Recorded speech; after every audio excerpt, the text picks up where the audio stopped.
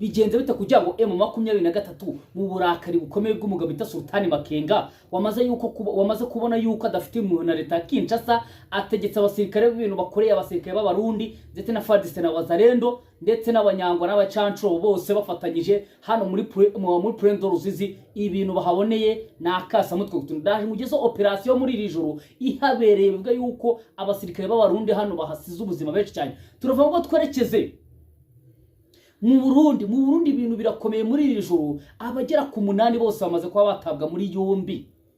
Twabagejeho amakuru kare bivuga yuko uwo bita Neva cyangwa se Ndayishimiye Evariste yahinduye abasirikare kuri shitabana cyangwa se ku bintu bitunguranye.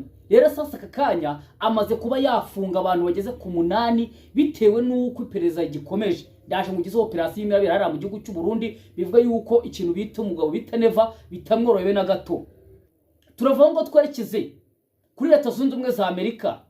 Leta Zunze Ubumwe za Amerika aka kanya tuvugana byo na Iran ntago bimo biracana uwaka. Bivuga yuko Leta Zunze Ubumwe za Amerika ahasaga mu masaha y'isa 9 ndetse hagati ya saa 9 na saa 12 imaze kuba yaboroka ubwato bugeze kuri 15 bwa Iran bwari bujyanye amavuta cyangwa se na petroli mu bihugu bigiye bitandukanye.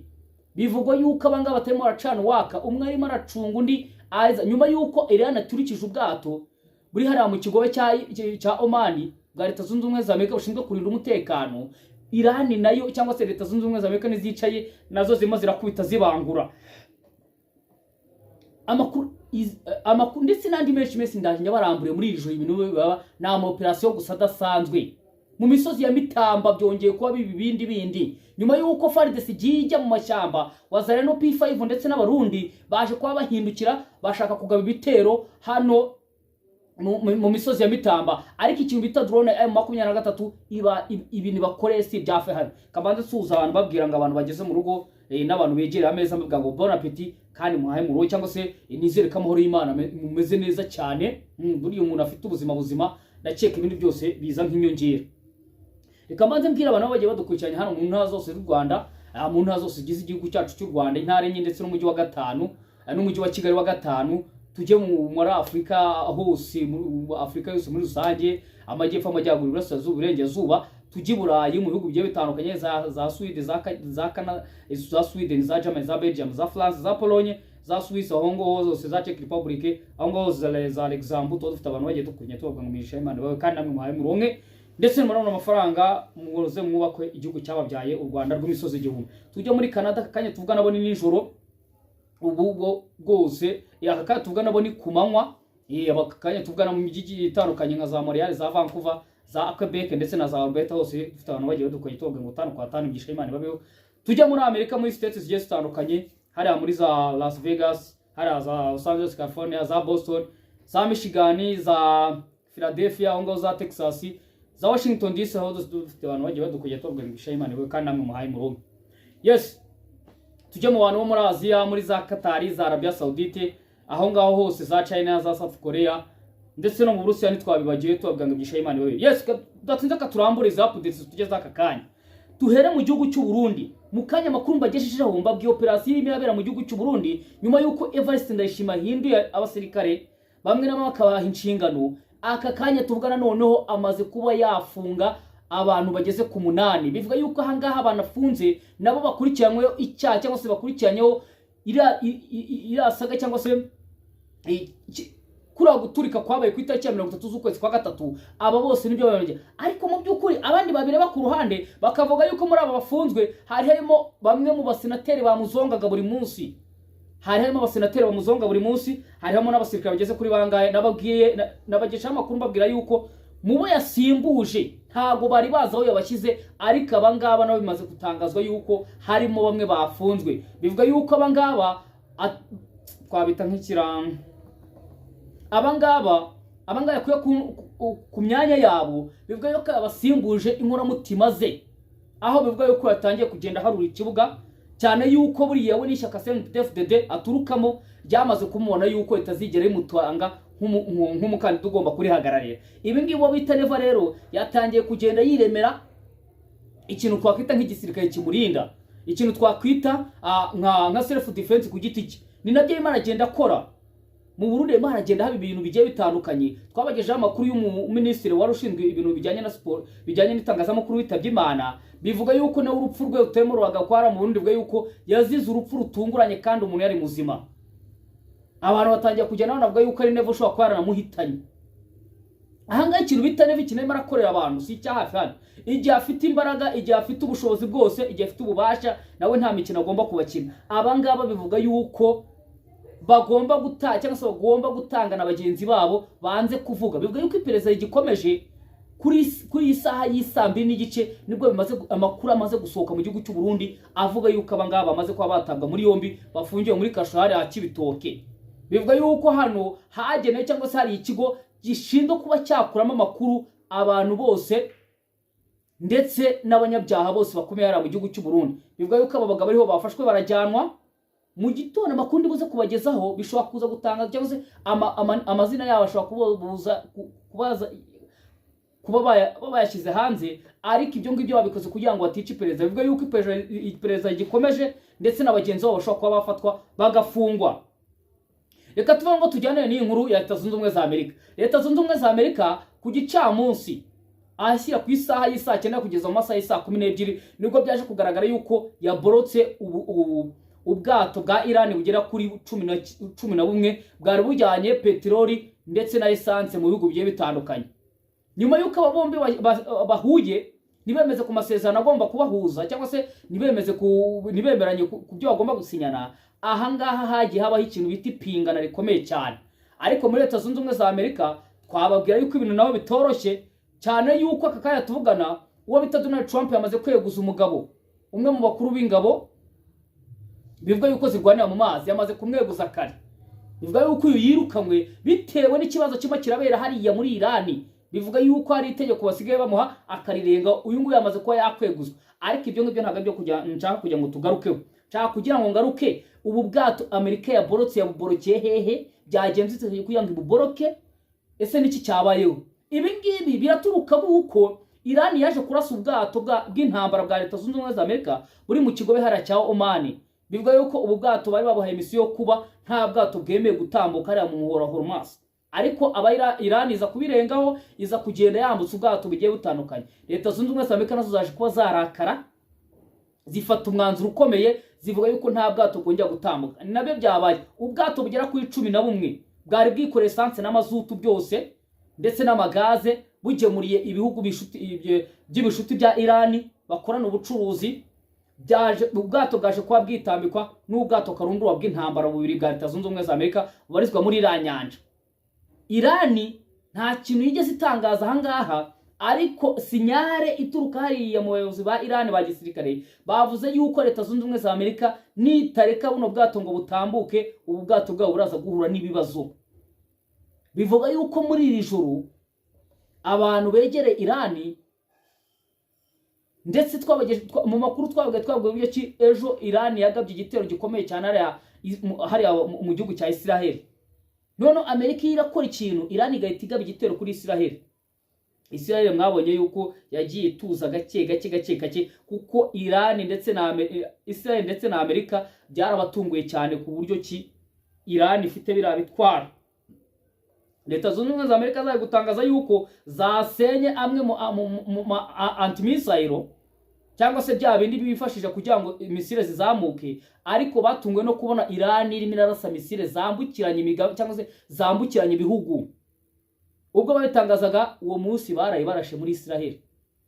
Ari nabyo Leta Zunze Ubumwe za Amerika zahitaga zitegura ibiganiro bigafeiringa, ubita Donald Trump agatanga iminsi 10 ikarangira, agatanga iminsi 25 ikarangira. Akakaya tugana hashize ikintu bita ukwezi n'igice Trump akiriraho Iran yuko igomba guhura n'uruva gusenya. Ariko mu by'ukuri Iran yo ntimusubiza, ahubwo Iran yo itimwereka ibikorwa igaturitsa bimwe mu bikorwa byayo, igaturitsa mu bikorwa bya gisirikare. Nka buriya bwato bagarase yara mu kigoye cya Oman, bivuga yuko ari ubwato buhenze cyane, ari ubwato bwari buhetse intwaro zikomeye cyane, twavuga nka za Sukhoi, twavuga nka za drone, intwaro nyinshi zikomeye cyane, twavuga nk'imodoka z'intambara bifashishaga bageze ku butaka. Reka tubango twerekeze hano ahangaha muri iyi misozi ya Mitamba. Operasiyo idasanzwe iyobowe n'umugabo bita Sultani Makenga ahasaga ku isaha y'isambiri n'igice imaze kuba yahitana ikintu bita abasirikare b'abarundi bafatanyije n'abafaridisi bafatanyije na P5 Wazalendo ndetse na FDLR abanyangora n'abatanzania utabibagiwe. Bivuga yuko ahangaha abangaba bari barasigaye mu mashyamba nyuma yuko M23 ishatse gufatira imisozi ya Mitamba ivuye mu gace ka Renge. Ibi ngibi byaje kugaragara yuko kano gasozi kamaze kwigarurwa na M23, ariko mu by'ukuri hari abandi bari basigaye inyuma. Abangaba nibo bari kubikusanyije baza kubona n'ubufasha bugiye buturutse mu bindi bice byaho abandi bari barahungiye, baza kuba bisuganya bashaka kuba baza guhungabanya umutekano waho ingabo za M23 za Special Forces ziri hariya muri ya misozi ya Mitamba. Abangaba nta kindi bakoze, bahise bakuzamurira drone bitewe n'inasi zabo ndetse n'amasense cyangwa se n'amasense yerekanaga yuko ari umwanzi. Aba nta kindi bakoze, bahise batuma drone ya kamikazi iragenda guturikiza abantu basirikare. Bivugwa yuko ahangaha haguye ikintu bita umusirikare wo mu Burundi muri iri joro, haguye umusirikare wo mu Tanzania, haguye umusirikare wo mu Nyangura, haguye mu FDLR. Umu P5 yarabimenyereye, yamenyereye ino ntambara yuko agomba kwasiga ubuzima, nta cyizere afite cyo kuba yarokoka. Haguye ikintu bita umurundi nyaboneka. Abarundi bo ntago bahomba, abarundi bo barica abasirikare babo bugacya mu gitondo boroheza nk'amakamyo 10, bakwica 50 bugahacya bohereza amasirikare bohereza amakamyo 50. Urumva rero umurundi we n'ubundi yaramenyereye ino ntambara. Ahubwo ikintu nababwira, umuntu bita umufarida atangiye kugenda atinyamo gake gake, agafata abana akabashora imbere, noneho yariza akaza nyuma. Urumva ko kantu karimo karabahanga. Iyi operation bivuga yuko yiyoborewe na Mwenyewe Sultani Makenga, wavuze yuko akabwira abasore babo ati niba mimo murarwana gutya mugasiga abanzi banyu inyuma ntago muzamenye igihe babakubitiye. Niba mufasha gace mu making sure yuko mugafashe, mwere gusiga inkurikizi inyuma yanyu. Ari nawe wawe operation yose arababwira ati mubareke babanze bagwe muri ambushi, noneho tubarundira ahantu hamwe tubanagamo ikintu bita kadrone ka kamikazi kagende kadukorera kazi. M23 nayo imaze gusirimuka, imaze kumenya ubwenge, tekinike na tactique bafite ntisanzwe. Ubundi mbere babonaga umwanzi bagahita birukanka, ugasanga batakaje abasirikare, batakaje izo ntwaro kandi mu by'ukuri nta nizo bifitiye. Ariko ubu ngubu kuvaho baboneye drone, twabagejeho amakuru y'uburyo ki M23 ara mu Minembwe yafashe ikigo cyuzuye drone za FARDC. Ahanga mu misozi ya Zarenge mwabonye amadrone yagiye ifata ndetse n'intwaro zikomeye. Izi nizo yahinduka ikifashisha irwanya FARDC n'abo bafatanyije bose. Iyi operation bivuga yuko uwo bita Sultani Makenga ahari yari yamaze gutekereza yuko abasore be isaha ku isaha bakwataka, kubera ko ni nkaho bari ku rugamba nubwo batari kuri tere, ariko ababikurikirana 5 kuri 5. Ni nabo baje kubabwira ati aba bantu basigaye mubareke babatake, none muri kwako bataka mwebwe mugerageze mu bature mu mutego, none tubona aho tuza kubatsembe cyangwa tubona aho tuza kubicira heza cyane. Ni nabyo bibaye uwo bita Sultani Makenga atanze itegeko ku munota wa nyuma, babamenamo drone yari yuzuye ibisasu, yari yuzuye izi ngizi za grenade. Ahangaha hasigara ikintu bita umurundi. Operation idasanzwe, reka nyijyanane n'iyo operation muri iri joro ibaye hano muri uyu musozi cyangwa se muri uyu musozi wa Plaine de Ruzizi. Ahangaha muri Plaine de Ruzizi nabagejeho amakuru y'ubugeke abarundi barimo barambutse ingabo ku bwinshi, bambutse ibitwaro, bambutse abasirikare kugira ngo bitegure kuba batera M23 irimo irabariza hano muri iyi misozi ya Plaine de Ruzizi. Ariko ikintu kibakubise nabo nibakiza, bagiye kubona ikintu kije mu murebyo ngo kirabaturitsa.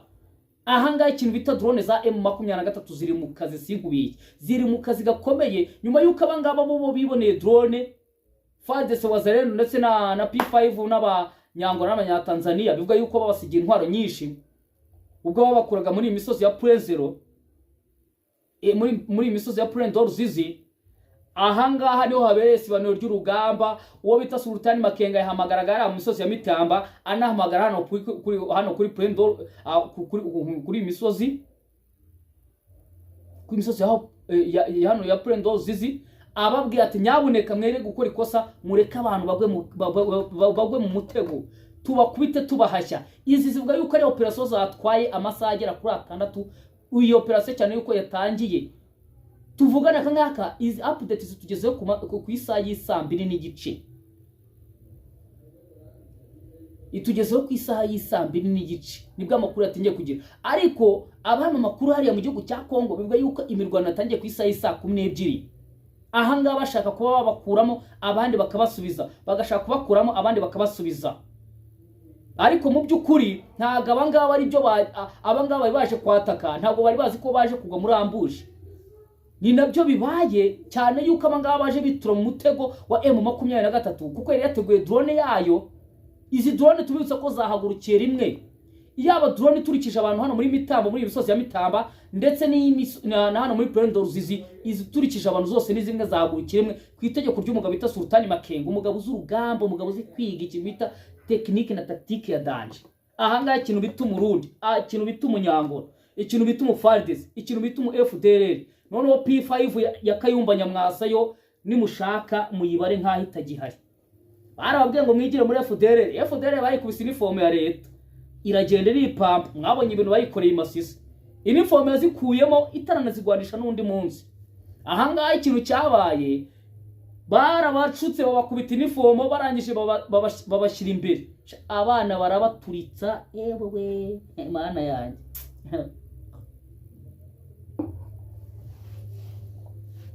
Ahanga ikintu cyahabaye namwe nakibagejejeho, ntago ari ukubeshya. Ahanga ari ikintu cyahabaye, abangaba baje biyahura n'imitwe, nta no kwirwa baboza ngo urugamba rumeze rute, nta no kwirwa baboza harara abanzi, nta no kumenya hano M23 iri, uretse gufata imbunda, banyweye ibigage, banyweye ubushera, banyweye inzagwa, baza bakiyahura mu masasu.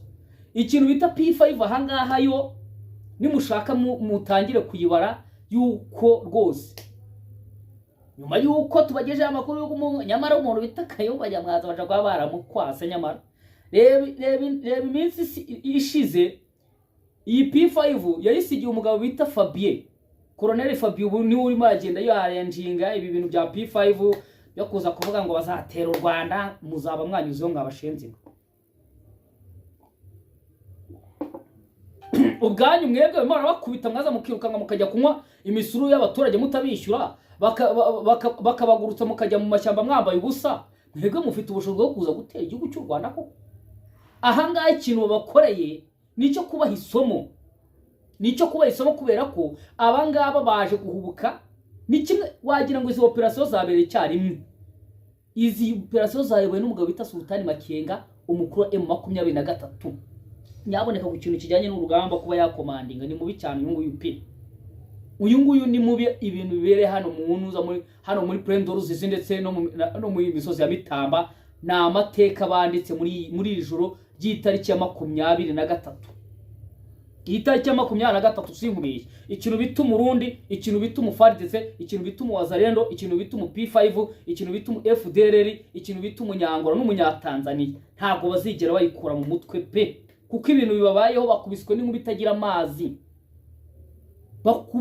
itagira amazi, kubera ko baje biyahura badafite amakuru yaho M23 iherereye. Nyamara mu by'ukuri M23 yo yabasunikiraga mu mutego wayo yari yateze kugira ngo baze guhita bahura n'ibyo yari yapanze. Aba bose yaba ku musozi wa Preze, ku musozi wa Mitamba, ndetse n'umusozi wa hariya kuri uyu musozi wa Plaine de Ruzizi, ahanga ikintu kihabere rwose si cya hafi hano.